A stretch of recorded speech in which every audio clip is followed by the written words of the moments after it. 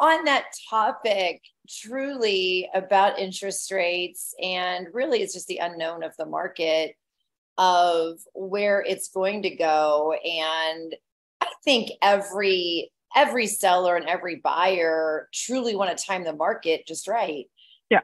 But in reality, does your life is your life in alignment with the timing? And I look at objectives very objectively, because sometimes they're not objectives. Mm-hmm. Because an objective, in my opinion, is something, or an objection, I'm sorry, is an excuse. So if something isn't a priority, we're always going to make excuses for it. Mm-hmm. But when it becomes a priority, it's no longer an objective. There's no longer an excuse. You have to. So is that really an objective? I don't think it is, because it's real truth. Because if that person truly had to move, truly had to buy, or truly had to sell, it is what it is. What is the best case scenario? And looking at the solutions of what is best for that particular client. Is it the opportune time? Should they wait? And those are the real discussions that we should be having, not trying to get them off the fence, or Mm-hmm. not trying to make them do something. It's, what is your plan B if you do not sell right now? If you Mm-hmm. do not buy right now? If you are a renter and you have the amount of money to put down, let's go back to, does the monthly payment make sense to you? Mm-hmm. Is there something in the market that is going to meet your expectations to help you live the lifestyle that you want? Because if you rent for another year, you're going to be contributing to someone else's wealth, where you could have a year under your belt and possibly refinance in a year. And you're gaining interest all in the while. Or you're gaining, Yeah.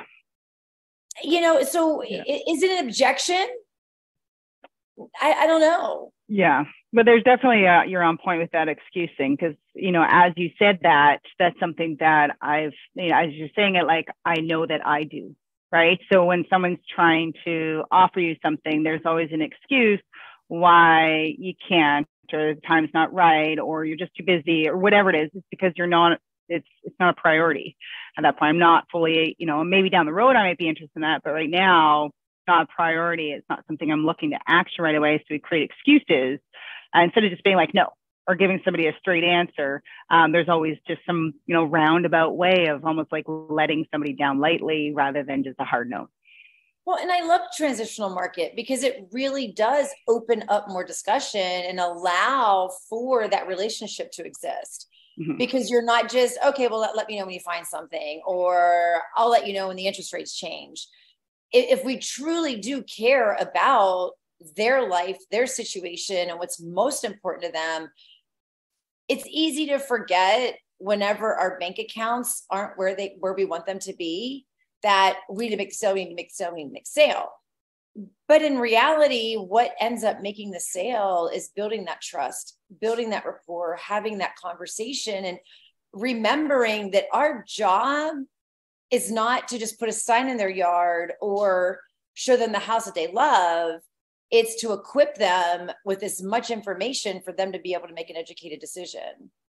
And that's where we become the experts. Are you the expert in your field to be able to have these, and sometimes they're hard conversations. I just purchased and I just sold my home. I sold my home in probably the worst point of the market. And now, unfortunately, we're in a high rise. I was the first to sell at the lowest value. And, I got people in the building, they're like, you just listed low. I'm like, no, that's the reality. I listed market value and still sat, but I'm the first one that got the contract because the other ones were too high. And those still sit, and now they've had to readjust.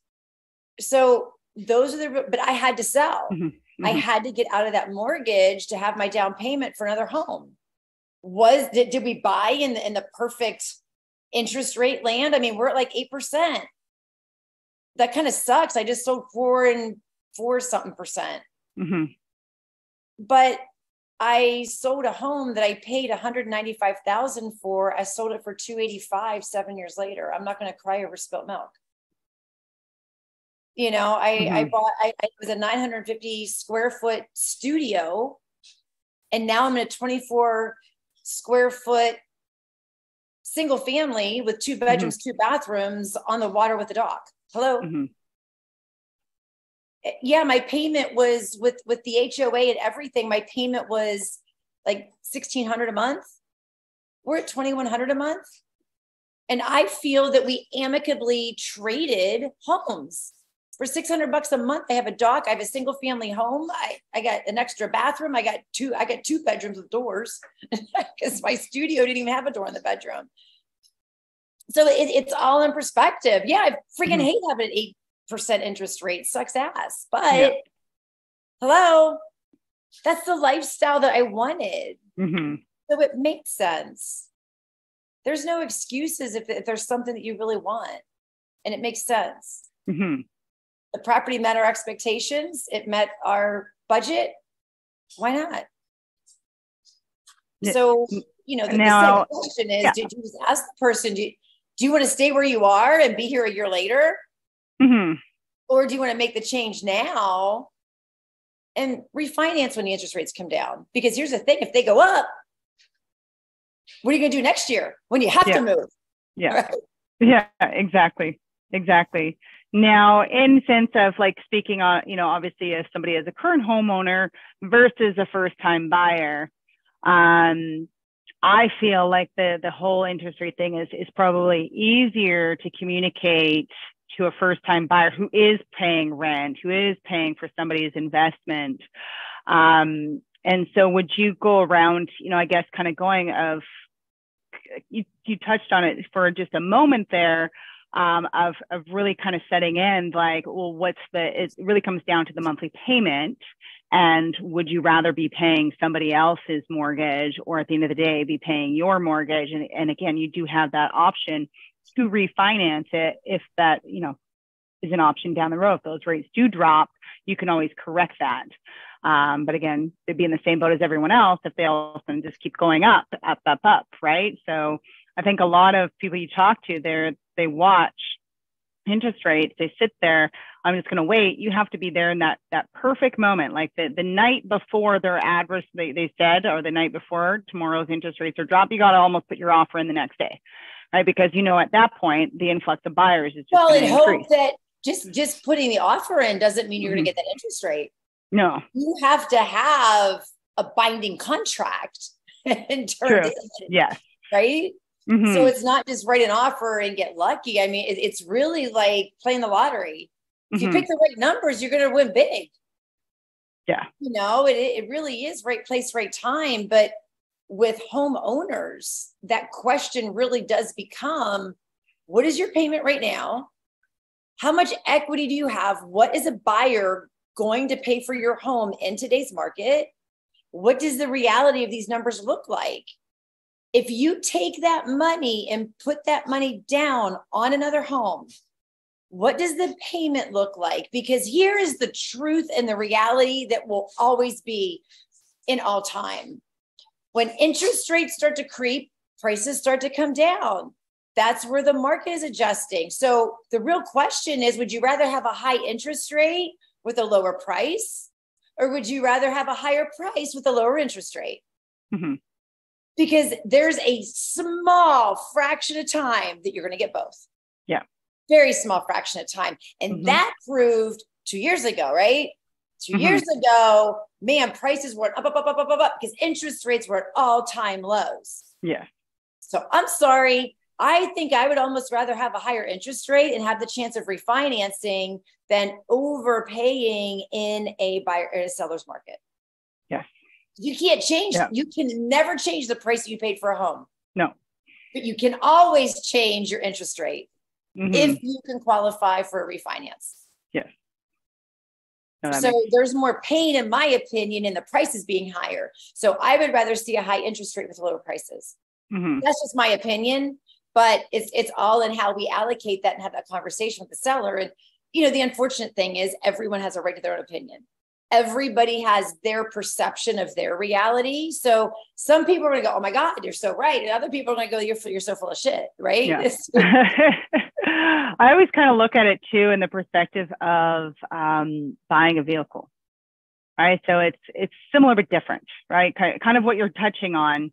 Because when I was in the market buying a vehicle, it came down to monthly payments. So it wasn't like the interest rate. It wasn't necessarily the cost of the vehicle. It was how much I was going to be paying every month for that vehicle. And then, of course, as you have a higher vehicle, so a brand new vehicle, you have a lower interest rate, or standard market, whatever the rate is for that, and you have one set price. And then the older the vehicle is, the interest rates actually go up. And you're finding, like when I was looking, it would be more in a monthly payment for me to purchase a used vehicle than it was for me to purchase a new vehicle. So that's where I went the route of a new vehicle, because for me, monthly payments was what mattered. It didn't matter what the interest rate was. It was a matter of how much this is going to cost me each month and what can I afford each month. So that thing about that, Crystal, is when you buy a new car and you drive it off the lot, it values more in price than the used car driving off the lot. Yep. But it's a monthly payment and I got a new car, right? Yeah. It's all in perspective. Yep. And that's where we do always have to take them back to the monthly payment. Take them back to the monthly payment, because if that's what you can afford and that's the lifestyle that you want, what do I always say? All real estate is us finding the opportunity that meets the expectation. That's it. Yeah.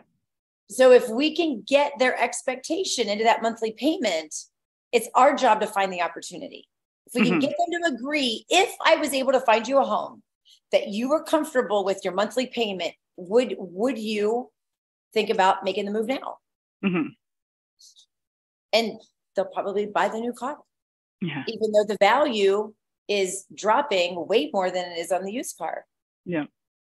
You know, and insurances, I think insurances are higher. I don't know. I think insurances are higher. It depends. I think it all depends on the vehicle itself, right? Type of car, sports car. Yeah, because sometimes the older ones are more expensive to fix because they're discontinued parts or whatever it is, right? They got to always be, But yeah, it's the same idea. It's not just buying the product, it's the maintenance of that product as well, right? So new home, old home, right? New condo, older condo. That sort of thing. Well, and then older condo, newer condo.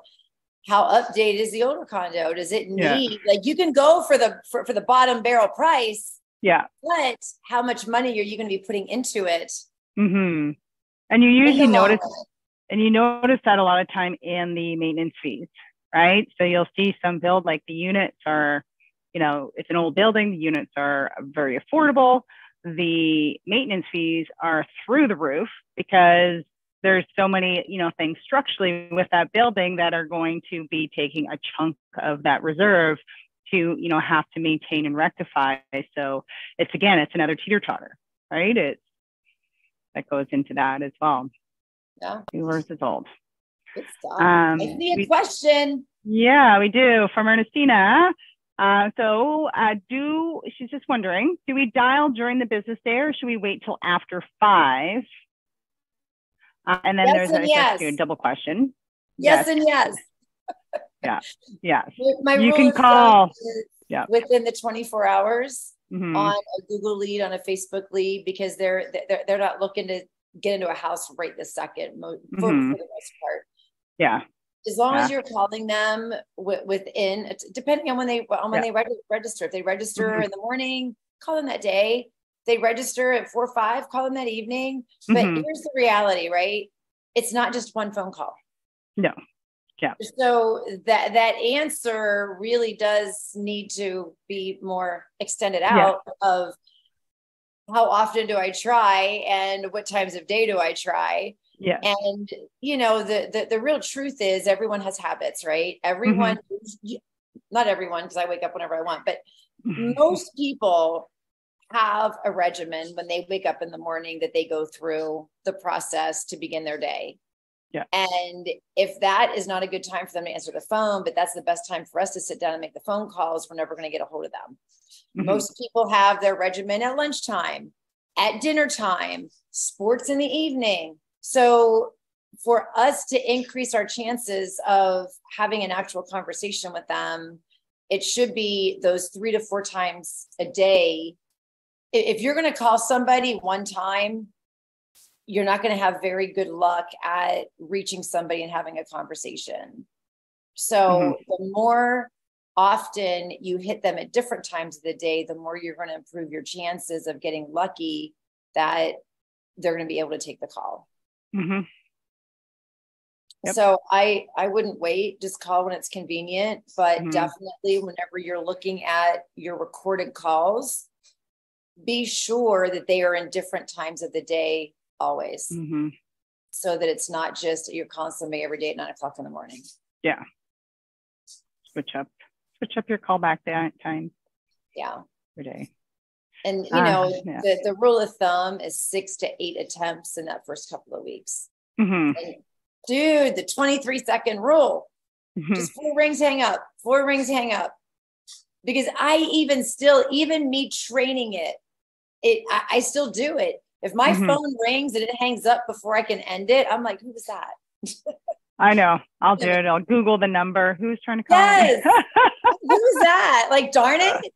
Give me the opportunity to end the call and not take it. Yes. But those people that end the call and don't take it, they're not paying attention to it. Mm-hmm. So the 23 seconds hang up, 23 seconds hang up. People are going to be curious, and you will get more callbacks. Not everybody's going to call back, but you will get more callbacks. You will. That's what you want. But please, I beg of you, when they call you back and they say, I just missed a call from this number, don't say, who is this? Just go, oh, yeah, I was making some phone calls today. You must have been looking at homes online. That's it. You don't need to know their name. You don't need to know their whole MO. All you need to say is, oh, yeah, I was making some calls today. You must have been looking at some homes online. That is it. Mm-hmm. And if you're lucky enough at that moment to be at the computer, you can go into your agent locator and pop that number in that shows up on your caller ID, and you can pull them up on your screen and know who you're talking to. And if you use the dialer, that callback will be recorded because they will be calling back on the recorded line because they'll be using your Twilio number and not your cell phone number. Mm-hmm. And that is the beauty of the dialer. It is that piece is invaluable because if you're out on the fly and you're not in a position to take notes and someone calls you, sometimes callbacks happen a few hours later. Yeah. And if you're out in the car or you're in the middle of a store and you're not in a position to take notes, you can really still have a good conversation without the fear of forgetting. Because it will. Now, Crystal, this is a good point, right? That callback happens. Yes. How do you quickly find that in your system? To search the last 4 digits of their phone number. And I believe you can search the last calls, right? You can. So you can do last call results was Lee called in, and then like last call, like most recent first, and then you'd see who called you the most recently. That was last call result. So there's definitely filters that you could use in there to pull those people up that called in, or if you called out that day that you spoke to. Because again, if you talk to a lot of people and you're like, shoot, what was that lady's name that I talked to this morning? You can use filters to kind of pull up. Again, that's, the value of actually accurately and properly logging things as well. But yeah, if you're using the search, what I tell people is just like the last 4 digits of the phone number, just throw that in there and you're looking for any leads, because sometimes there might be a couple that have that same number sequence somewhere in their phone number. You're looking for the one that is the last 4 digits kind of match. You'll know exactly. And you'll be able to see too that you had tried calling them.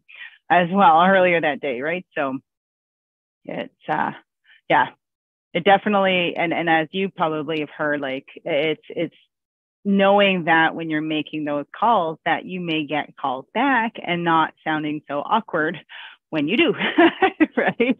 Like, why are you calling me right now?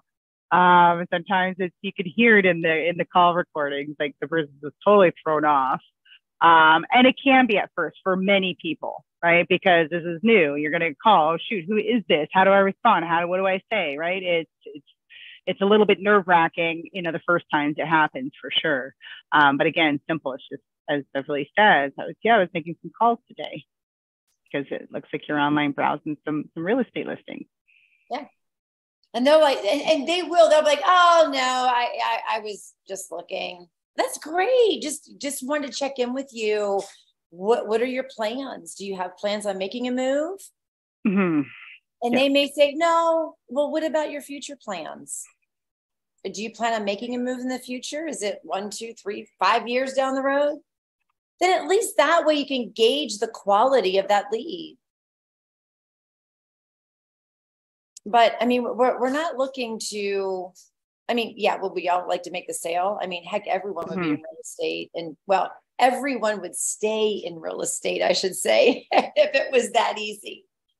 Yeah. But people have real stories and people have real reasons on why they move and when they move. Yes. Yes. And actually kind of, talking on that a little bit, I was having a session with someone yesterday, and I listened to some of her calls as part of the session just to provide some feedback. We have to remember to speak slowly. Yeah. One of the things that we all do when we're in a position where we're a little bit uncomfortable or nervous is we tend to just as fast as we can. We try to get whatever we're saying. We're nervous, right? So it's natural. So always just kind of when you're making those calls, if this is something new for you and you're not fully comfortable with it yet, is just pay attention to how fast you're talking. And especially if you're anyone that has an accent, because you throw speed and an accent, people just aren't going to understand you on the call, right? So it's like any accent, doesn't matter what kind of accent you have. So it's just kind of being mindful of that it's different when we're face to face and talking to people. But on the phone, you're going to cause people to have to really stop and like listen to what's being said because it's just coming across too quickly. And I think too, as well, personally for me, somebody that takes a conversation, speaks to you a little bit slower, and it's a little bit more structure and confidence in their voice, you feel a little bit more secure with that person on the call as well. And that's why I always lead with questions, because one thing that I know that I used to do before I really started listening to my calls is when I would have a situation that would happen, I would feel that situation related to everybody. Mm-hmm. Just as an example of, I'm going back to when I really started having a lot of phone calls was during the foreclosure market. Mm-hmm. So I thought everyone wanted to be informed on what the foreclosure homes were, what the short sale homes were, what the regular home sales were. So all my conversations, I'd be like, just talking about this, that, and everything else. And they're like, I don't care about a foreclosure, right? I want a new construction. So yeah, I mean, that's like way off kilter, but I would find when I had that win, when I had that one conversation that I converted and I sold, I hung on to that same story. Mm-hmm. But those stories don't relate to the general everybody. Yeah. Which is why we have to ask the questions, because we do, to your point, tend to just overtalk. Mm-hmm. And if you've ever been sold to by a person that's oversold, you can actually outsell yourself because you can't stop talking to close the deal. Mm-hmm. You just keep talking and talking and talking and feeling like you're adding more value and more value and more value. And the person's going, just where do I sign? Yeah. Like, just shut up, right? So when we lead with the questions, then we're able to have the conversation that fits their needs. Mm-hmm. That requires listening first. Yeah. It truly does. Listen for their tone. Listen for their aggravation. Listen for their excitement. Listen for those cues that help you to discern whether or not this person wants to have that conversation. Mm-hmm. Because you can tell when someone's rushing you off the phone. And I get a lot on my phone calls. I can't talk right now. That's fine. Just 2 fast questions. Are you plan on buying a home this year or plan on selling your home this year? Yes or no? Great. Okay. Yes, you plan on selling your home in September. Fantastic. When is a good time that I can follow up with you? That's it. End the conversation. Don't try to sell them then. Respect that. But I will tell you this, once you start asking those questions, they'll stay on the phone. Mm-hmm. Unless they're truly in a position that they can't talk. Mm-hmm. Because by you asking a question, you're building that level of trust. And you're helping that rapport and you're breaking down those walls. But if we're just telling and talking, that they're going to stay resistant. Mm-hmm. If you talk too fast, then that's in the very beginning with our opening line. It's so important with our opening line to not overdo who you are, where you are, what brokerage, what website. They don't care. Yeah. They want to know who the hell you are because they don't know you. Why are you calling this number? You're not my friend. So the quicker you can get to the point of, hey, this is Beverly. I was doing some updates. I was doing some phone call updates. I saw you were online looking at homes and blah, blah, blah. That's it. And if they want to ask, but I promise you, if you say, this is Beverly from EXP and your Northern VA home search online with blah, blah, blah. They're like, who are you? Yeah. Too much information. They're not even listening. And we got to get past the whole, well, we have to disclose that we're real estate agents. No, they gave you their phone number. They were online looking. They said, you can go ahead and call me by giving you their phone number. That your disclosure will come out throughout the conversation. They will know who you are by the end of the conversation. I promise you that, unless they hang up on you. But we create our own objections if we say too much out of the gate. Just go right to who you are and why you're calling. And prevent that objection. And say it slow. Because they're not really hearing what you're saying. Because they're just trying to figure out who you are. And assume it's them. Assume it's them. Don't ask if they're there. You're calling direct numbers. Unless it is a name that's Susie and a guy answers the phone. Yeah, exactly. That's a little different. If it's completely obvious, but in today, is he, her, he? It's not always as obvious, though. Not always obvious. No. I mean, you can always say, hey, I was looking for Crystal. Yeah. But don't say, is Crystal there? That is so 70s. Ain't nobody got a cord on their phone no more. Yes. Yeah, you've pretty much got all direct numbers. So I find that you hear it in the calls and the recordings. There's more hesitation in the response from the lead when you're asking if it's them, because they instantly, those walls go up. They have no idea, and they are aware they have no idea who's on the other end. And they're anticipating some sort of solicitation instantly. Yes. Fact. So I always address, if I know the name. Now, sometimes they give us a first initial, but you can sometimes look at the email address if their name is in their email, and you can get the name. Yes. If you're lucky enough in that first dial and they have a voicemail and they say their name, put it in your notes. So the next time you do call and they answer, you have a name. And also, if it's in their voicemail, and it's just an initial or whatever, change the name. So when they're getting the emails, it's being addressed to them. Because most people, when they're online searching and they're in 10 different websites, ain't nobody going to take the time to do that. And when they're getting the emails from you with their name in it subliminally, they're going to pay more attention to your emails because it's more personal to them. Mm-hmm. And I say the word subliminally very strongly because they don't even realize what's happening and why they feel comfortable with your emails versus others. And it's just the little things. It's just truly the little things, and just paying attention to those little things, the details. Absolutely. Second part of Ernestina's question is, if there is a bounce text or people claim it's not them, emails, or people claim it's not them, emails not opened, delete the lead. No. It's a hard no. We don't delete leads. No. Well, if I call somebody and they say you have the wrong number, I do read back to them the email address I have, just to confirm. Well, let me just ask you a quick question. Is 123456@gmail.com your email?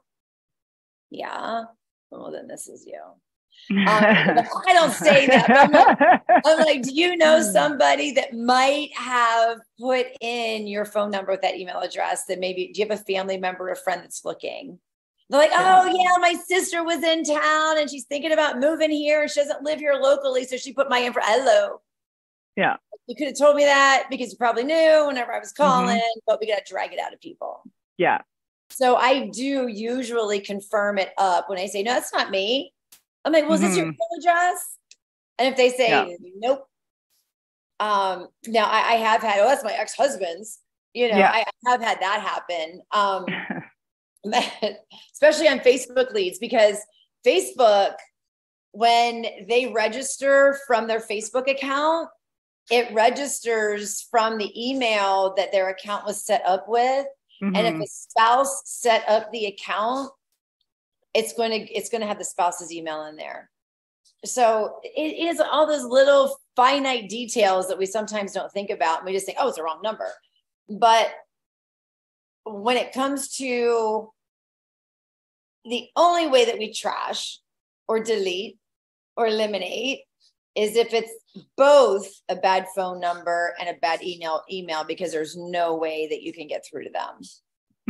So if it's just an unsubscribe, you have a good email, I would not eliminate them because it's data. And it might be good for somebody else. And you have to look at your team. And your team consists of your moving companies, your home inspector, your lenders, anybody that is in relation to a real estate transaction is your team. And these emails or these phone numbers can be valuable for the team. So in regards to data, we are building data. And if you're just deleting, and you're just not keeping anybody in there because they have a bad phone number, they have a bad email, you're not really collecting data that's making your website valuable. Because yes, your dashboard is valuable for a multitude of reasons, not just a lead generator. It's valuable because it provides all the tools to be able to communicate with everyone in that system, unless they have given you both bad information. So it does generate data for you. So if you look at it as data instead of leads, it has a way bigger value at the end of the day. And really, if the text bounces, doesn't mean it's a bad number. Text just couldn't go through. Right. So, and if it's not them, again, if you guys are using your Twilio, mark those numbers as invalid, because if you have that email, even if they've unsubscribed or it's a valid email, they're getting listings, so they may open up a past listing email that they've got, and the system is going to request that they provide some, a valid phone number. So you end up turning some of those bad numbers into good numbers, and now you've got a lead that you can communicate with both ways. But really, your database consists of 3 types of leads: a lead that you can call and or email or text, a lead that you can maybe only call because you've got a bad email, and a lead that maybe you can only email because you got a bad phone number. But it's all just one big database. It's a matter of how you're utilizing the information that's given to you to your advantage. And I look at my unsubscribed leads as kind of the extra credit, right?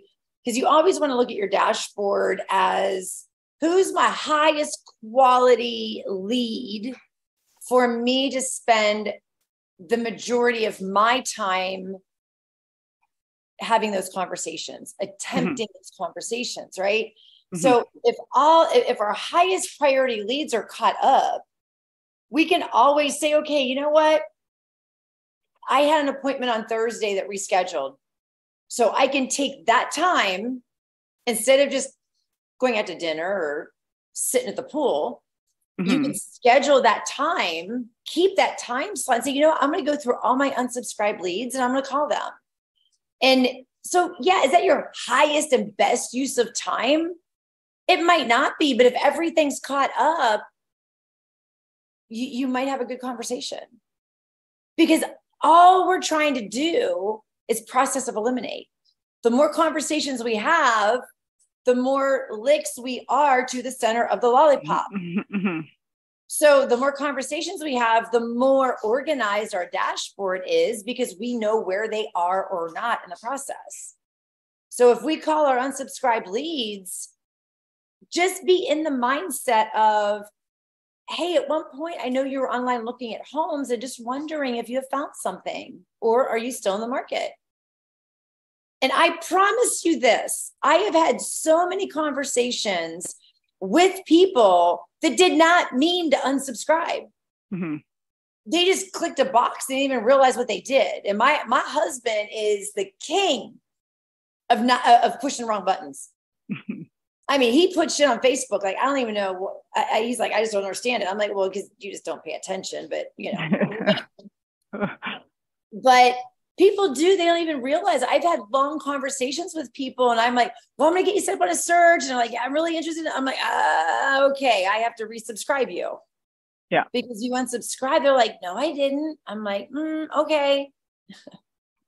Something happened here that you're, you have to, because I think if they unsubscribe, to get them turned back on, Crystal, can we just flip a switch and resubscribe them? Okay. Yeah, you just literally click on the email. Some CRMs, you have to send them another opt-in where they have to opt in. Oh, okay. Yeah, no, this one you can literally just click the email icon and resubscribe them. And then we did also just recently update the unsubscribe for the lead gen, so our automated system. So when somebody does click an unsubscribe from an email, it actually brings them back to the website, to the notification center. So basically, instead of, they can unsubscribe from all the emails if they want to, or they'll also see their saved searches. So maybe they just don't want to receive the listing emails anymore for whatever reason. They could just turn those off. Or maybe they just don't want to receive text messages, so they can just turn that off. So it gives them a little bit more options with respect to what they're wanting to unsubscribe from. And then you also have the lead alert that you now can control in your lead alert section, that basically you can indicate how you want to get notified when that lead unsubscribes. Right. So you can get an email and text message, or just a text message, or maybe you don't want to get notified. But you have those options now in there, so you can act on those unsubscribes, quickly kind of take a look, see what they unsubscribe from, because it's going to tell you. And then you can address and follow up with them with your customer service skills according to how they unsubscribed to what they unsubscribed from. Love it. Let's open it up. Questions. I think there's got to be more questions in here. Yeah, we tapped on some really good things, though. Yes. Yes. Is anyone else finding anything with their leads? Commonly, objections or organization or whatever it may be when it comes to that you may be struggling with, and or it's something new that keeps coming up that you're not sure how to handle it. Whether it's the system itself or communicating with your leads, navigating, whatever it might be. And hopefully no one's super quiet. Yeah, and you guys can. So if it's easier to talk about and ask your question verbally, just use the hand raise thing. And then I can give you the ability to use the microphone, because sometimes, typing your whole question out accurately and what have you isn't always easy as it is to just ask it verbally or discuss it. It doesn't have to even be a question. It could be, process, and you just need a little bit of affirmation that you're doing okay and everything that you're doing is on par with what you should be doing. Well, I think let's just like what's coming to my mind right now that I think a lot of the questions that we get, Crystal, are what are those filters for, and what are those save filters for, and how do I use them? You know, Yeah. And it really does remind me and go back to Farmville. So yeah, I go way back in Facebook. And I don't know what it is about the process of eliminating for me.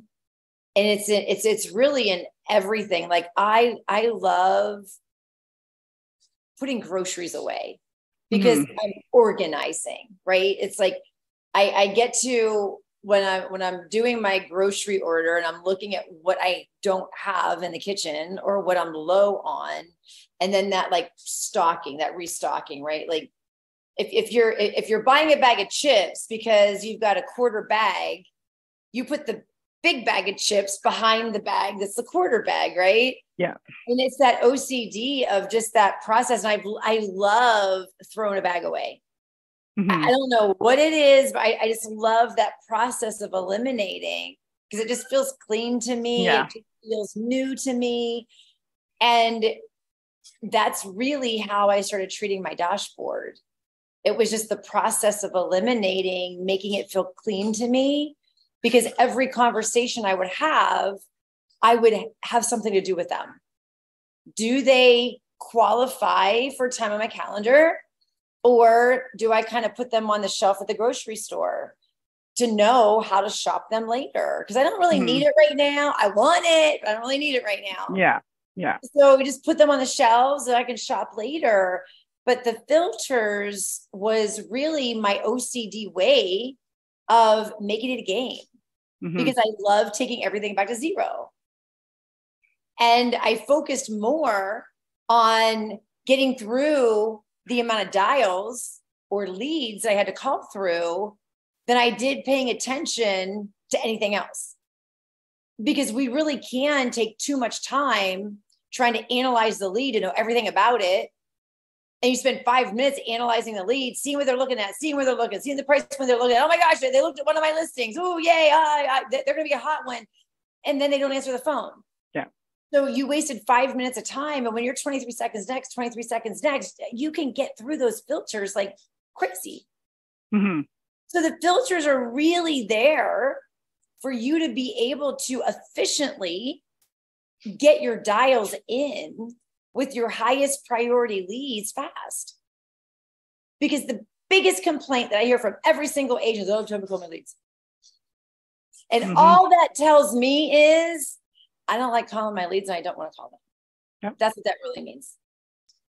And I just finished writing a blog about ISAs, how to hire, the value of an ISA, what an ISA is, and kind of what their job description is. And I had a lot of fun writing it because I remember the days before ISAs and when agents were literally making their own phone calls because it was just so new. Like inside sales agent was not even like a term that was used back in 2008. It morphed itself into what it is today. But agents will throw money at anything they don't want to do. And that was probably one of the biggest, I don't even know how I want to say it, that was probably one of the biggest areas within the real estate industry that agents spent money on, was trying to nail the perfection of the conversion. And nobody really knows how to get a hold of everybody. No. There's no magic pill. There's no magic bullet. There's no magical way of making somebody answer their phone, especially in today's technology, our phones. I mean, I remember when I first got a cell phone, it never rang. Did your phone, I mean, how long have you had when did you get your cell phone? My first, I was like 15 or 16. So your cell phone probably always rang. It never rang because I was a teenager. It was like pay as you go, and no one had money back then. I was like the only one with a job. Basically, mom and dad called. Yeah, well, and that's what I guess it Yeah. all is like age. So I'm thinking about that. I'm like, Like oh, we have age up here. but yeah, But like I as was, like even like as you, I would say probably in the last 10, 15 years is really when people started to more so get attached to their phones and are expecting calls off of it. And then we kind of when get phones first came out, you paid per minute. yeah, it was expensive So too. people were like, hey, and I think it was the one that was receiving the call. I don't remember. Yeah, I can't remember. Yeah. Maybe like a pay as you go. Like if you call me, I don't have to pay. But if I call you, I got to pay, right? So Yeah. call me. Yeah.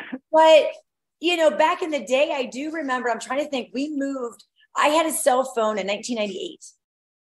But we used it very minimally because you don't want to rack up your minutes. Yeah. You had so many hits a month.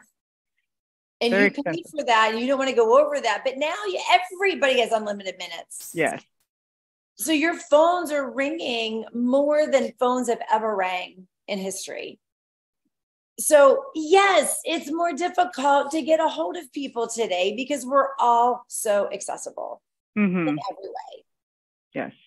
So there's no magic thing. And, it goes back to the very first question we had today. Do I call during the day or do I wait till after 5 o'clock? Well, when we're using, I'm going to call it the easy filters, because it just sets and forgets, and you just click on the button and you call them. Call them at different times of the day. Attempt to get a hold of them more often. Attempt to have more conversations and use those filters. Yeah. Because that's there to eliminate your excuse. So when you think you don't have time, is that really the reason? Because I promise you, in 15 minutes, you can make about 20 dials. Now, it could be more. It should be more. Yeah. But it's 23 seconds next, 23 seconds next. You hope that you can get just 10 calls in 15 minutes, because that means you're going to have a good conversation. But those filters are meant for you to just on the fly, just sit down. You don't have to sit there for 2 hours. Call it your buckets. Empty your buckets every day. Just empty the bucket. And if you stay consistent with emptying the bucket, it takes you no time at all to get through your entire database. And then you're sitting there looking like I don't have anything to do. Yeah. So hence why I say the extra credit, right? Yeah. Then you can go back to your tags. Then you can go back to your unsubscribes.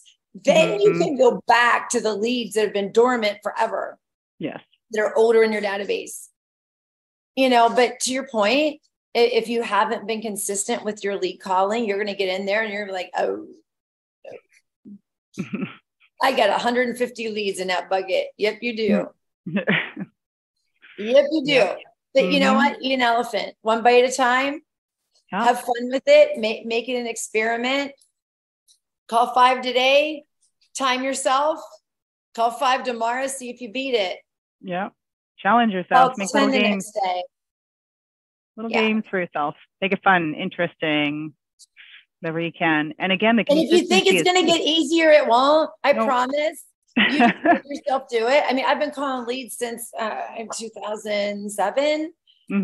I still get that kind of whenever I start dialing the phone, and like once you get into the few phone calls, then you're in the rhythm. Yes. When you go to hit that dialer, you go to sit down, you have great intentions, and you're like, I got to check my phone. Yeah. I still do it after I don't even know. I wish I knew how many dials I actually made in my life, but it's hundreds of thousands. But I mean, literally, I still get that feeling. You're like, I don't really want to do this. Yeah. Right. Like, but we know it's one of our pillars to the success in our business. So we kind of have to do it. Yes. But you also have to get excited about doing it too. Right. And however you find your excitement that's however you find your excitement. And that mantra, somebody wants to talk to me today. Somebody wants to talk to me today. Somebody's going to answer the phone today. Yeah. Somebody's going to answer the phone today. Yeah. I know this person's waiting for my phone call. I'm just going to put it out there. This is the person that's going to come across my way even going to be this week. Yes. Someone, and it does, it weirdly works out there. Sometimes you're just like, this is weird. Or I've connected with people who's like, I was just literally thinking about real estate and like taking my career back up in real estate. And then you landed in my lap. Like, here I am. Right? So it does work. But again, kind of going back to all those phone calls that we all get. I don't know about you, and I'm sure all of you all have it on here. But there's so many robo-dialers out there now. You know how many times because I'll answer, especially if it shows a local number that I'm unaware of. I get calls from like all over the place, but if it's the local numbers or appear to be local, those ones are more likely to answer just in case. And it's always dead end. There's just air on the other line, right? So you know that's a robo-dialer. Someone obviously picked up before I did, or it's just slow connecting. The advantage you guys have with your dialer is that it's not a robo-dial. You're calling one person at a time, and it's always the same phone number. So when you're consistent with the calls, that number starts to stick out to the lead. This number keeps trying to get a hold of me, and that's where the curiosity kicks in that most of them are going to answer. Right? They're going to answer just to figure out who it is because they recognize the number that keeps popping up on their call display. It's not a different number every single time. Yeah, that's a great point. And it's the same number that shows up in their text as well. Yeah, a lot of people go back and forth and switch it, and you can if you're having a hard time. By all means, do it. But the consistency, because I know some people that'll get the text from the lead. The lead will reply to a text message, then they pull out their cell phone and send the lead a text from their personal number, responding to that text. And it's like, well, how's this person supposed to, for me as a person, I'm like, well, that's kind of weird and confusing. Yes. I'm a little bit skeptical at that point, right? Like, how did you get my number, and why am I getting text from two different numbers now? Well, and the system makes it so easy. If you're at the laptop and you're making that call, you can quickly text right in the system and just watch the top little button. Yeah. No, absolutely. So you're using two different tools. Yeah, and you do have the app for your phone. So if you are somebody that's always on the phone, use that. Like, respond to text messages through that if it's easier for you. So. No excuses. Yeah, we like to nail those excuses to the wall. Yes. It's not really an objection. It's an excuse. Yeah, true. Awesome. Well, it was a good discussion. I believe we have someone for next week, but again, anyone on here that wants to be part of the live dials in the future, where we jump in and dive into your system, Beverly will kind of dissect any issues that you maybe, or hurdles that you're facing, and potentially call some of your leads so you can hear how she's communicating with them. Just reach out, because we're always looking for scenarios where people have to back out. We're in the business of meeting our clients' expectations. So if that's the case, we do potentially have two for the next coming weeks, but that always changes as today showcases. So yeah, if you're interested, just reach out. We'd be happy to help you out. Yes, I want to dial. We should have something where I'll talk to Addo about it when we have people that cancel, that don't take their database with them. I don't know. I think that's a pretty gray area, though, because we don't do it. We just shut the account down, and all these leads they're there. They're there. But yeah, I don't know how that would, just to showcase conversation, like how those conversations could happen on dead accounts, really. Like, this person canceled, and look at all these connections we just made because their leads weren't good, right? So we'll see. I'm not sure. I don't know if that. Ask them. I'm totally down, because then we could do referrals, right? If we get somebody, we could refer. Yeah, I'd have to ask him on that one, because that could be a very gray area. Yeah, or there might be a way to work around it as some sort of service offering or something to that individual, right? In that case. Yep. So, but yeah, I'll ask and see what our options are. All righty. Well, awesome. Have a super rest of the week, and thank you guys for your time. Sounds great. We'll see you, I guess, in August. Yes. Bye-bye. Awesome.